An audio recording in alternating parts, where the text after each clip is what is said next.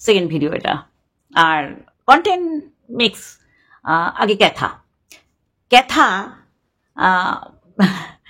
যে সম্পূর্ণভাবে বাপের বাড়ি থেকে চলে এলো, এটা পুরো সম্পূর্ণভাবেই বলা যায়, কারণ ব্যবসায় মনোনিবেশ করেছে, মনোসংযোগ দিয়েছে, আর এই ব্যবসার কারণেই তার যে কি কাল হবে দেখো, তার ক্ষতি চাই না বলেই বলছি। আর যখনই সে চলে এসছে, দেখেছেন বাপের বাড়ির অবস্থা, ছন্ন ছাড়া অবস্থা, মাকে কারখানায় বেরোতে হচ্ছে। আপনারা বলবেন যে কারখানায় গিয়ে তো টাকা পাবে, এই জন্যই যাচ্ছে। দেখুন, সংসারী একজন মহিলা, সে যদি প্রথম থেকে এইরকম কলকারখানায় কাজ করতো, কাজ করাটাকে কখনো আমি খাটো মনে করি না, সংসারের জন্যই করছে, তাহলে বুঝলাম যে সে যায় বা যেতে অভ্যস্ত। সেখানে নতুন বউ বাড়িতে, সে জায়গায় এই যে বৌমা অসুস্থ হয়েছে, যায়নি। আমি এগুলো বলছি কেন? বলছি কারণ যে মেয়ে যতদিন ইকোনমিক্যাল সহযোগিতা করেছে ততদিন ভালোই ছিল, আর এখন তাকে বেরোতেই হচ্ছে। এই কারণেই, অনেক কিছু কারণেই আজকে আমার বক্তব্য। বলবো কি, ক্যাথা নিজের জীবনটা সুন্দর করে নিজের হাতেই গুড়িয়ে ফেলছে। ব্লগ, যে ব্লগের দ্বারা ওকে কিন্তু মানুষ চেনে, আর এই ব্লগের পরিচিতির কারণেই কিন্তু ও এই অ্যাডগুলো পাচ্ছে, প্রমোশনাল অ্যাডগুলো।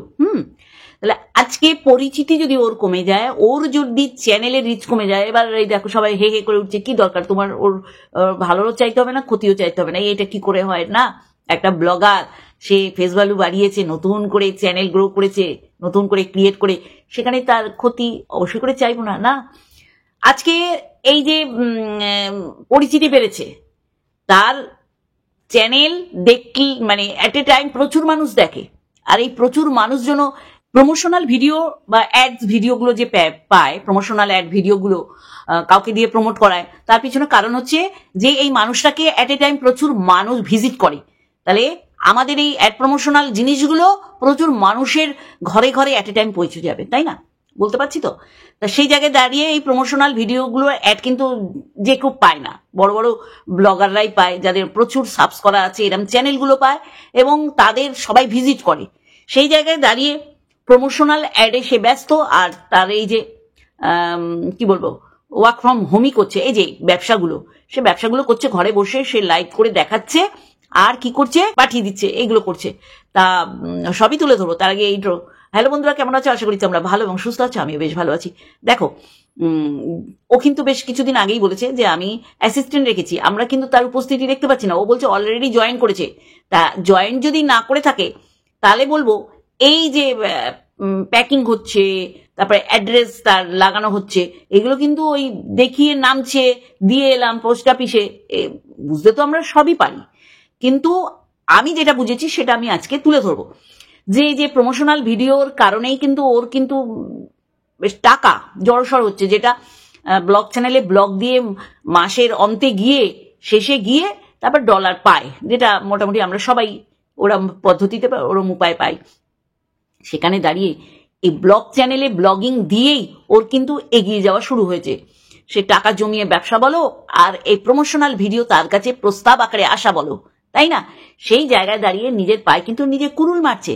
এই যে আমরা ফেসবুক বলো, যে কোনো আমাদের যে সোশ্যাল মিডিয়ার যে কি বলবো অ্যাকাউন্টগুলো আছে, সেখানে আপনি যদি ইরেগুলার হন তাহলে কিন্তু রিচ কমে যায়।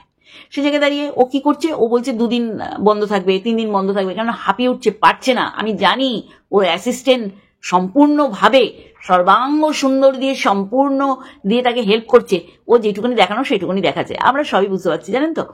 তা সেইটা এইভাবে না করে তাকে যেন দেখানো যায়, কারণ এইভাবে কখনো হয় না যে ওকে দেখাবো না, আমি করব, হবে ক্যামেরার মধ্যে কিন্তু চলে আসবে। আর এই যে সিআইডি বাহিনী, এদের চোখ তো এড়ানো যাবে না। তাই আমি একটা প্রস্তাব দেবো, যেটায় সাপও মরবে, লাঠিও ভাঙবে না, দুজনেরই উপকার হবে। এর মা এই যে কারখানায় যাচ্ছে, ক্যামেরা তো করতে হবে না, ওই কোথাও একটা সেট করে মার মেয়ে যদি এই যে প্যাকিং গুলো করে, এই যে যদি মনে করে ওই যে অ্যাড্রেস, যেটা মন্দিরা খুব সুন্দরভাবে করতো, যদি ওর সোমনাথের সহযোগিতায়, ঠিক সেম পদ্ধতিতে অ্যাসিস্ট্যান্টকে টাকা দিতেই হবে। টাকা যদি আমি বাড়ির মানুষকে দিই, তাহলে আমার বাপের বাড়ির সচ্ছলতাটা আসবে, তাহলে আর মাকে কারখানায় বেরোতে হবে না। আমি যদি রং হই তাহলে বলবে, মানুষের তো ভালোই চাই, মানুষের তো ক্ষতি চাই না, কিন্তু মানুষের ভালো চাইতে গিয়ে যদি কাউকে কারেকশন করি, তাহলে হয়ে যায় হেটার্স। আসবো, সে বিষয়ে আসবো। তাহলে কি করা উচিত? নয় তার দাদাকে একটা টাইমে বলা উচিত, এটা তো সারাদিন ধরে কাজ না। তাহলে দাদা কি করবে, মায়ের থেকে দাদা সড়গড় নেমে অ্যাড্রেসগুলো প্রিন্ট আউট করে আনতে পারবে, বা ওটা কি বলে ডট ম্যাট্রিক্স কিন্তু রয়েছে, প্রিন্টার রয়েছে, যেটা দেন বাড়িতে নিজেও প্রিন্ট আউট করতে পারে, এরকম ব্যবস্থাও করতে পারে। তাহলে ওই সেক্রেটারি রেখে ব্যাপারটাকে সেই একটুখানি ওই যে কে যেন আবার বাবা আচ্ছা থাকবে, ওই যে ব্যবসায়ী আম্বানি আদানি, তাহলে দরকার নেই তো। আমি আমার বাড়ির লোকগুলোকে যদি দিতে পারি, ইকোনমিক্যাল সাপোর্ট দিতে পারি, তাহলে তাদের তো আমি এটাই মাসোহারা দিয়ে তো আমার কাজে লাগাতেও পারি। তাহলে আমার ব্লগ চ্যানেলটা এইরকম ভাবে এরকম কি বলবো ইরেগুলার করতে পারবো না, এটা আমার বিচার বুদ্ধি দিয়ে বলে। কিন্তু এ না দেখাতে পারবে অ্যাসিস্ট্যান্ট, না ও কিছু করতে পারবে, কারণ ব্যবসা মুখের কথা না। মন্দিরাও কিন্তু পারলো না, ওই 2-1 বার করে তারপরে কিন্তু স্টপ করে দিতে হবে, কারণ মুখের কথা না। কোন দাম কি দাম ফেলা কোথায়, ওই যে বললাম না, ওই যে উঠে এসে একই অ্যাড্রেসে ওই কি যেন নীতা আম্বানির হাড়ের যে ডিজাইন ওইটা যাবে, সেটাকে আবার প্যাকেট খোলা, একটা প্যাকেট নষ্ট হওয়া। তাহলে একটা টাইম পর্যন্ত অর্ডার নিয়ে সেটাকে প্যাকেজ করা, আবার তারপরে আবার অর্ডার নেওয়া। আমি এগুলো বলছি কারণ দেখো, আমি বলেছি যে ভুল দেখলে বলবো, মানুষের ভালো দেখলেও বলবো। এর বড় ক্ষতি ও নিজে করছে, ক্যাথা নিজের ক্ষতি নিজে করছে, ইরেগুলার হতে চাইছে তার ব্লগ চ্যানেলে, আর এই ব্লগ চ্যানেল থেকে তার প্রমোশনাল ভিডিও বলার ব্যবসা শুরু করা বলো, সমস্ত কিছু পুঁজি ধন টন সব এই তার ব্লগ থেকে। আজকে ব্লগ যদি তার ইরেগুলার হয়, মানুষ কিন্তু ছিটকে যাবে। একেই এর যা অবস্থা ভিউজের, সেই জায়গা থেকে দাঁড়িয়ে আমি এইটুখানি বলতে পারি, যদি তুমি অ্যাসিস্ট্যান্ট রাখোই, যদি মনে করো আমি অ্যাসিস্ট্যান্টকে বিনা পারিশ্রমিকে রেখেছি, সেটাও আলাদা ব্যাপার, মানে ল্যাটা ফোকলার কথা বলছি। আর যদি পারিশ্রমিক দাও, তাহলে তুমি বাপের বাড়ির কাউকে রাখো। এই যে মা কারখানায় যাচ্ছে একটা টাইম পর্যন্ত, সারাদিন তো থাকতে হবে না, তাহলে তাদের রাখো, তাহলে তাদেরও একটা সচ্ছলতা আসবে, তুমিও সড়গড় হবে, নিজের বাড়ির লোক হিচকি যাবে না, তাই না? তা সেটা তো হবে না, সেটা হলে তো ও নিজেই বলতো, আমার থেকে ও ভালো বোঝে যে এই পয়সাটা আমি বাইরের লোককে না দিয়ে বাড়ির লোককে দিলে আমি তাদের এক্সট্রা কাজও করিয়ে নিতে পারবো। অ্যাসিস্ট্যান্ট তো 24/7 থাকবে না। হ্যাঁ, যদি ওই অ্যাসিস্ট্যান্ট যদি ল্যাটা ফোকলা হয় তাহলে অন্য ব্যাপার। এবার এ বাপের বাড়ির লোককে না রেখে কেন অ্যাসিস্ট্যান্ট রাখছে? কারণ এই অ্যাসিস্ট্যান্টের জন্যই তো তার ফ্ল্যাট ভাড়া নেওয়া। হ্যাঁ ঠিকই বুঝেছেন, আমি ফোকলার কথা বলছি। ফোকলাকে ও যদি মনে করে এই অজুহাতে অ্যাসিস্ট্যান্ট হিসাবে বাড়িতে প্রবেশ করাবো, কারণ আমি একটা ব্যবসা শুরু করেছি, ব্যবসার সাথে যুক্ত হয়েছি, বোঝাতে পারছি? তাহলে ও কি করছে, ও অ্যাসিস্ট্যান্ট রাখছে, ফোকলা অ্যাসিস্ট্যান্ট। তো সেখানে আপনার আমার তো কিছু বলার নেই। আর যদি সত্যি করেই মনে করতো যে ব্যবসাটাকে এগিয়ে নিয়ে যাবো আর অ্যাসিস্ট্যান্টের দরকার, তাহলে তার বাপের বাড়ির লোকের কথা আগে মাথায় আসতো। হ্যাঁ, সেইভাবেই করতে হবে। কেন ওর দাদার সেই স্কুলের জামা কাপড় ভাঁজ করায় ও হেল্প করেনি?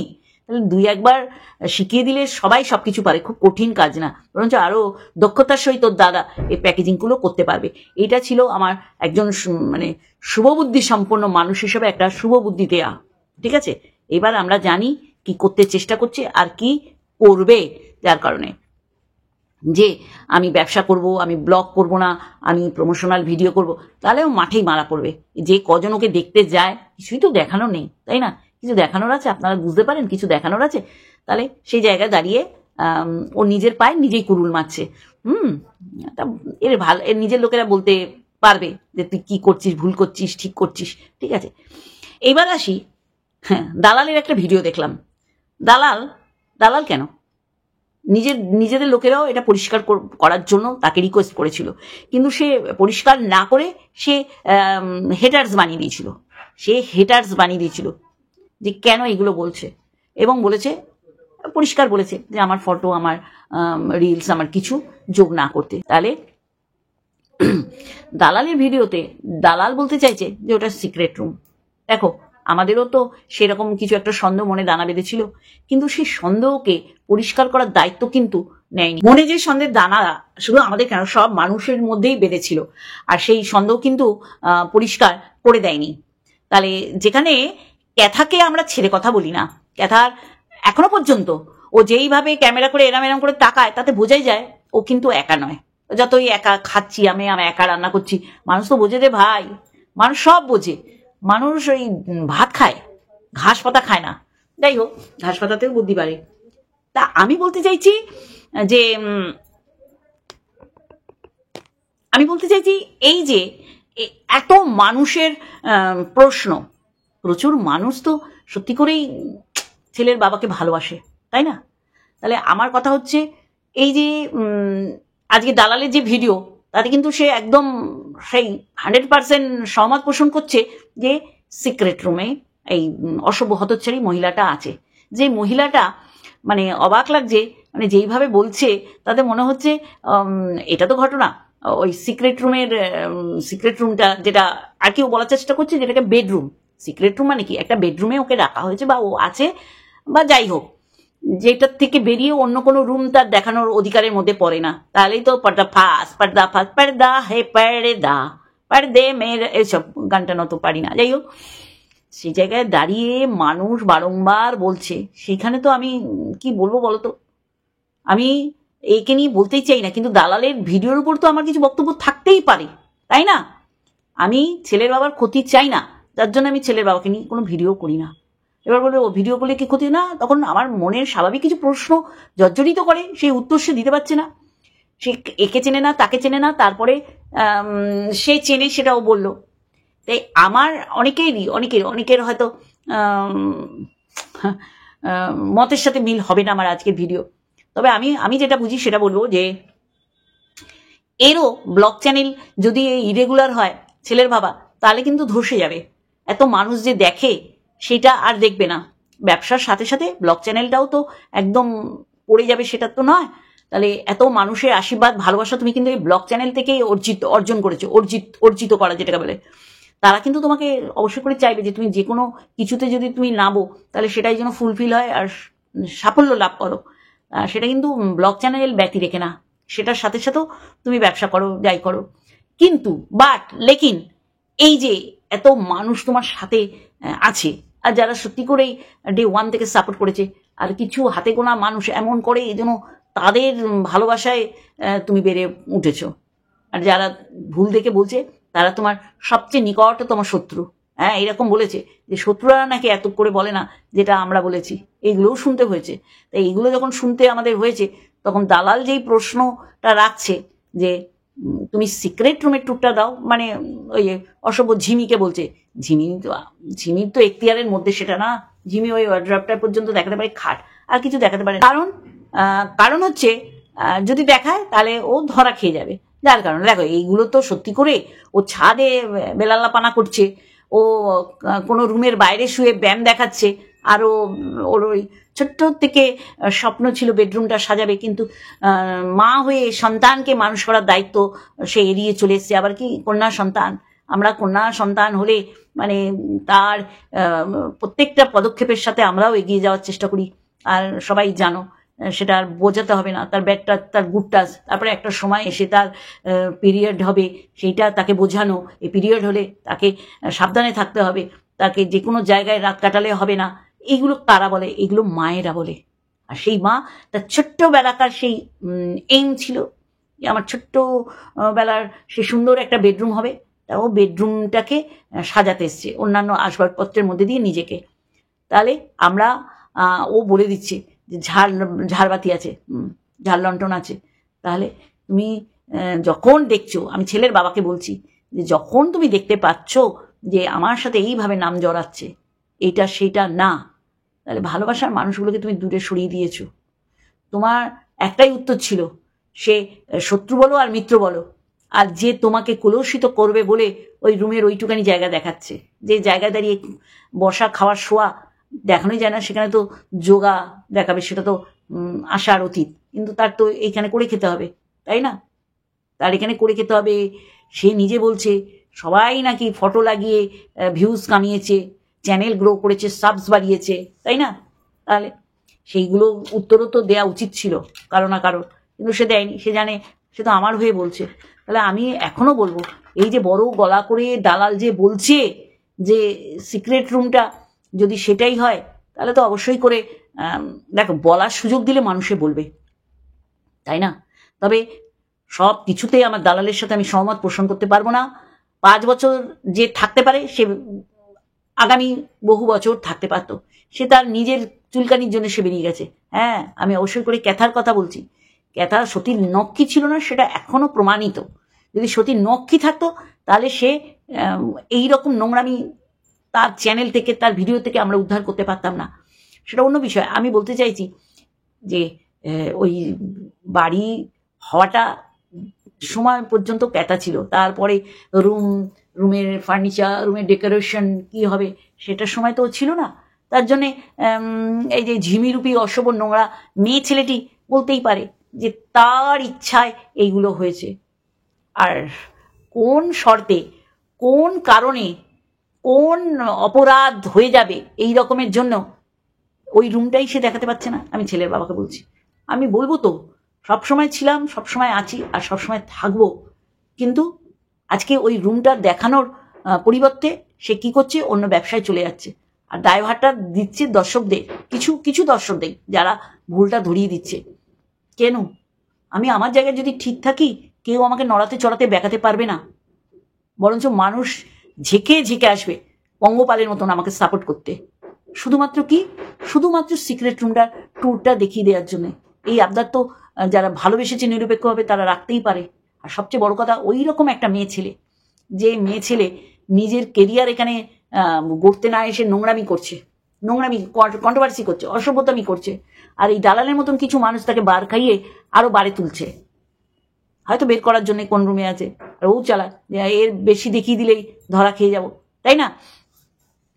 আমার মতে একটা উত্তরই কাপাকাপি, শুধু তার সেই রুমটা দেখিয়ে দিয়ে আমাদের মতন মানুষদের মিথ্যাবাদী প্রমাণ করুক না। আমি তো চাই আমি মিথ্যাবাদী হই, কিন্তু না, আমি সমস্ত কিছু ছেড়ে আমি ব্যবসায় মনোনিবেশ করছি। কিন্তু দেখো, এত মানুষ কিন্তু তাকে অনেস্ট ভেবেই কিন্তু তার সাথ ছাড়তে চায়নি, কারণ বাচ্চাটা তার কাছে আছে।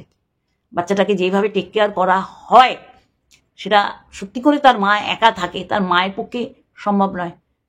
তার মা একা ধারে ব্যবসা সামলাচ্ছে, এখন ব্যবসা সামলাচ্ছে, সংসার সামলাচ্ছে, তারপর ঘরবাড়ির কাজকর্ম আছে, তারপর বাচ্চা থাকলে সে পাজেল হয়ে যেত।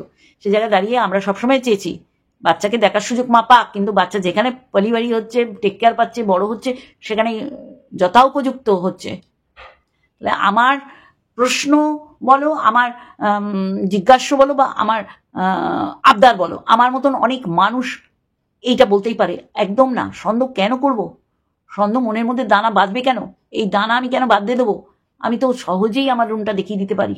সে তো ক্যাথার মতনই হলো, ঠাম্মিকে পাশে রেখে, জলজান্ত ওই বৃদ্ধ মানুষটাকে পাশে রেখে মিথ্যাচারিতা করেছে। এই মিথ্যাচারিতা আজকের দিন পর্যন্ত চলতো, যদি না ওই রকম কোনো ওই ট্যুর কোম্পানির একজন যদি না ধরা, তার ক্যামেরায় ধরা পড়তো, তাহলে আমরা তো তাকেও ছেড়ে কথা বলিনি। তাকে কি আজকেও দিনেও বিশ্বাস করি? তার অ্যাসিস্ট্যান্ট লাগবে, কিন্তু অ্যাসিস্ট্যান্টকে দেখানো যাবে না সে ছেলে না মেয়ে। কারণ কি? আমাদের কি দরকার? কি সে ছেলে না মেয়ে? দরকার নেই তো। আমি ওই অ্যাসিস্ট্যান্টের যে কাজ সেটা আমি আমার দাদার ভাইকে দিয়েও তো করাতে পারি, আমার মাকে দিও। বৌদির দরকার নেই, বৌদি পারবে না সংসার সামলানো। তাহলে সারাদিন ধরে তো থাকার দরকার নেই। অ্যাসিস্ট্যান্ট একটা টাইম পর্যন্ত কাজ করে চলে যাবে, তাহলে সেই টাইম তার নিজের লোকেরা করলে তো পয়সাটা পেত। কিন্তু না, এই অ্যাসিস্ট্যান্টকে দেখালে চলবে না। আর এই অ্যাসিস্ট্যান্ট তার 24/7 ডিউটি আছে। সেই রকম আমরা যাকে সাপোর্ট করেছি, যার সাথে ছিলাম, যার পাশে ছিলাম না আছি, তার কাছে একটাই আবদার ছিল সমস্ত মানুষের কাছ থেকে, তাই না? কিন্তু দেখো, সে কিন্তু সেই ধনুর ভাঙা পণ করে আছে যে না, আমি দেখাতে বাধ্য নই, কিন্তু আমি ব্লগ না দিয়ে আমি ব্যবসায় মনোনিবেশ করতে পারি। তাই আমি বলছি, সময়ের জন্য সময়কে ছেড়ে দাও একদম। অবশ্যই করে সব কিছু সামনে এসে যাবে। যদি ভুলও হয় সেটাও আসবে, আর যদি ঠিক হয় সেটাও আসবে। সেদিনের জন্য আমরা অপেক্ষা করি। যার কারণে আমি এই বিষয়ে আর বলতে চাই না। যেহেতু দালাল আজকে একটা ভিডিও নামিয়েছে, দালালকে বলবো, দালাল, চালাকির দ্বারা মহৎ কাজ হয় না। তাহলে চালাকি করছিস, ও কোনো দিন সিক্রেট রুম দেখাবে না, তাহলে অনেক আগেই দেখাতো। ও নিজে বুঝতে পারে না, দাঁড়াতে পারে না, ও যোগাসন দেখাচ্ছে। ওই যে বললাম না, চলে যাওয়া বসন্তের লাউ খোলা, এটা আবার টুকু বুঝতে পারিনি। আরে লাউ লাউ, ঝুলে পড়া লাউ, বসন্ত, চলে যাওয়া বসন্ত। যাই হোক, ওই ছোট্ট থেকে ওর একটা স্বপ্নও ছিল, একটা বেডরুম, তা ও পেয়ে গেছে। ও যেটাই খুশি সেটাই খুশি করে তাকে রাখা হয়েছে। ও রান্নাঘর পছন্দ করে না, তাই রান্নাঘরে ও দেখাতে পারবে না। ও ওয়াশরুমও দেখাতে পারবে না, ও একটা পাপোশ দেখাতে পারবে না। ও শুধু দেখাতে পারবে ঠিক ওইটুখানি জায়গা আর বেডরুম। আরও প্রত্যেক দিন মিথ্যে প্রমাণ করাচ্ছে। আরস তো বললই যে আমার সাথে আলাপচারিতা হয়েছে, তাহলে আজকে কত মিথ্যে কথা বলছে সেটা ধরিয়ে দিচ্ছে। আগামী দিনে আরও কিছু দেখতে পাবেন। তাই আমি এই বিষয়ে, একজন আমাকে বলছে আন্টি তুমি সব জেনো, আমি কি জানি? আমি কিছুই জানি না, আমি সাপোর্টও করছি না, আমি তো হেটার্সদের তালিকায় হয়ে গেছি। অতএব আমি এই বিষয়ে আর কখনো মুখ খুলবো না। যখন যেটা আপনাদের দেখার সময় আসবে অবশ্যই করে দেখবেন। বড় রকম ডিসিশন নিল যে আমি ব্যবসায় মনোনিবেশ করব, কিন্তু মানুষের ডিমান্ডটা আমি পূরণ করছি না, বোঝাতে পারছি? তাহলে তার পাটা সে লেজে কাটুক আর ঘাড়ে কাটুক মাথায় কাটুক, আমার দেখার বিষয় না। তবে যে যার মতন ব্লগ করছিল করতেই পারতো, সে ক্যাথা বলো আর ছেলের বাবা বলো, কারণ এই ব্লগ চ্যানেল দিয়ে কিন্তু পরিচিতি লাভ। চলো এইটুখানি বলার ছিল, আশা করি বোঝাতে পেরেছি। দালাল যেইভাবে আদা জল খেয়ে লেগে গেছে যে ওটা সিক্রেট রুম, এই জন্যই আমি বলে গেলাম এটা সিক্রেট রুম যদি হয়ে থাকে সেই দায়ভার, মানে ওটা যে সিক্রেট রুম নয় সেটা দেখানোর দায়ভার যার, তার কাঁধেই পড়ে। যে ইকিরি বাবা আমাকে খাটো করছে, ছোট করছে, নোংরামি করছে, আর আমি সিক্রেট রুমটা দেখাতে পারছি না। সিক্রেট রুম এটা অবশ্যই করে আগে সীমা বলেছিল, এই সিক্রেট মিক্রেট কিছু না, যেটা বলছে বেডরুমই, সব রুম দেখালো, বেডরুমটা দেখানো বাকি আছে। আর আমি চাই খুব তাড়াতাড়ি এই রুমটা দেখিয়ে ঝাপাং করে জুতোর বাড়ি যাদের মুখে পড়ার দরকার সেরমভাবে ফেলুক। বিশ্বাস করে মন থেকে চাই। এটা বলতে পারো আমার অন্যায় আবদার, জানি পূরণ হবে কি হবে না। চলো এইটুখানি বললাম। আর সময়ের হাতে ছেড়ে দাও, সমস্ত ক্লিয়ার হয়ে যাবে। চলো টাটা, লাভ ইউ অল।